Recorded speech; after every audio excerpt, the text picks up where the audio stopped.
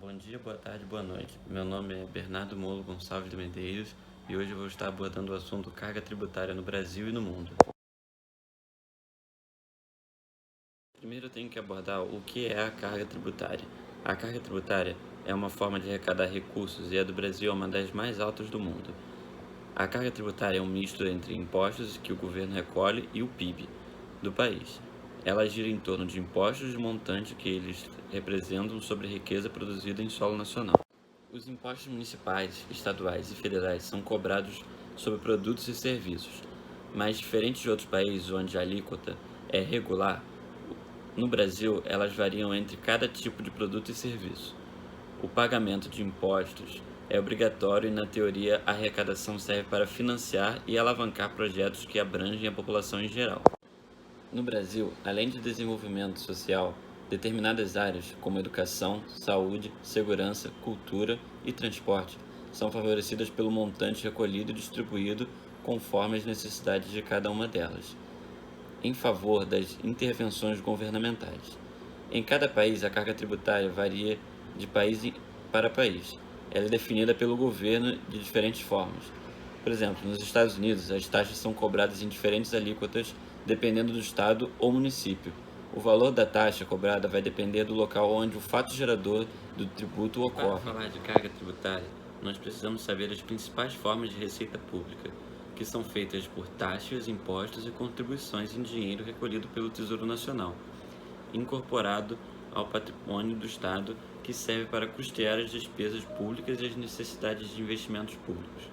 Em sentido amplo, receita pública é o recolhimento de bens aos cofres públicos, sendo sinônimo de ingresso ou entrada. Diferencia-se da receita tributária, pois, ao contrário desta, não está limitado à arrecadação de tributos e multas, sendo que a receita tributária é um dos tipos de receita pública. A receita pública também embarca em receitas das despesas estaduais, a remuneração dos investimentos do Estado e os juros das dívidas fiscais. A receita pode ser classificada como receita corrente ou receita capital. Receita corrente, conforme a lei, são as receitas tributárias, de contribuição, patrimonial, agropecuária, industrial, de serviços e outras, e ainda as provenientes de recursos financeiros recebidos de outras pessoas de direito público ou privado, quando destinadas a atender despesas classificáveis em despesas correntes. Receita de capital, proveniente de operações de crédito, alienação de bens, amortizações de empréstimos concedidos, transferências de capital e outras receitas de capitais. Quais as principais maneiras de captação de recursos financeiros no Brasil? Os tributos pagos pela população são um dos principais meios que o Brasil consegue captar dinheiro. São elas as taxas, impostos e contribuições. O Brasil tem grande captação de dinheiro em arrecadação em imposto de renda, contribuição para a Previdência Social, COFINS e contribuição para o FGTS. De acordo com essa tabela, pode ver quais são as maneiras que o Brasil mais arrecada dinheiro com tributos. Em relação aos países mais endividados mundialmente, os maiores recursos financeiros envolvem a agricultura como principal atividade econômica, o setor industrial e o comércio de bens e prestações de serviços. Os países podem emitir papel moeda e há limites? Os países podem emitir papel moeda sim, tendo limite até de 10% dos meios de pagamento existentes até o dia 31 de dezembro do ano anterior, para atender às exigências das atividades produtivas e da circulação da riqueza do país, devendo solicitar autorização do Poder Legislativo mediante ao Presidente da República para emissões injustificadamente se tornarem necessárias além daquele limite. E por que não imprimir mais dinheiro? Imprimir mais dinheiro do que o mercado necessita gera desvalorização da moeda e inflação. Emitir mais dinheiro que o mercado produz geraria inflação dos preços, gerando um desequilíbrio na economia. Mais papel moeda não quitaria suas dívidas, pois a taxa cambial aumentaria mesmo com muito dinheiro circulando pelo país. Ainda assim, não teria o necessário para dívidas com outros países, onde o câmbio é alto em relação à moeda nacional. Agora eu vou citar os países que são os maiores devedores mundiais. Primeiro temos o Japão, que tem uma dívida de 238% do seu PIB. Logo depois temos a Grécia, que tem uma dívida de 188% do seu PIB e vem crescendo.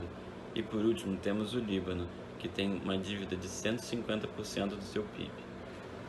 Por que nossa carga tributária é tão alta? Nossa carga tributária é extensa e aplicada em grandes volumes para toda a população, entre municipais, estaduais e federais. Então, aqueles tributos que figuram sobre a renda, gerando o imposto de renda, ou sobre a propriedade de veículos imóveis, IPTU e IPVA, respectivamente, há também os que são cobrados sobre serviços e produtos, além de PIS e CONFINS, que são destinados às atividades sociais. O ISS é aplicado sobre os serviços prestados nos municípios. Em alta da carga tributária acontece porque os gastos públicos são desenfreados, havendo diferenciação que varia de estado para estado, pois a receita tributária não é dividida de forma igualitária. A cada ano que o poder público faz gastos infundados, quem sofre é a população, com o aumento dos impostos e o impacto negativo na carga tributária. A cobrança dos chamados impostos indiretos, que incidem no preço dos produtos e serviços, é válida para todos independentemente da renda percebida por cada cidadão. A carga tributária no Brasil é muito alta e os serviços prestados pelo governo são muito baixos em comparação a outros países onde a carga tributária são parecidas. Não faz sentido a população pagar tanto em impostos e taxas sobre produtos para o governo e não ter retorno na educação, saúde e projetos sociais. A nossa carga tributária chegou a subir em 2018 a 33% do PIB. Desde o início do governo Lula, os brasileiros em média precisam trabalhar 5 meses só para realizar pagamentos de impostos. Nós somos o país da América Latina onde temos a maior dívida. Não faz sentido nós pagarmos tanto em impostos e não termos retorno ou o quitação das dívidas que já são existentes. Isso me faz entender que os governos atuais não estão sabendo lidar com a carga tributária que recebem, já que não estamos recebendo em troca o que nós pagamos. Com isso, acredito que deve haver uma melhora na administração governamental para poder reverter o cenário que hoje o Brasil está.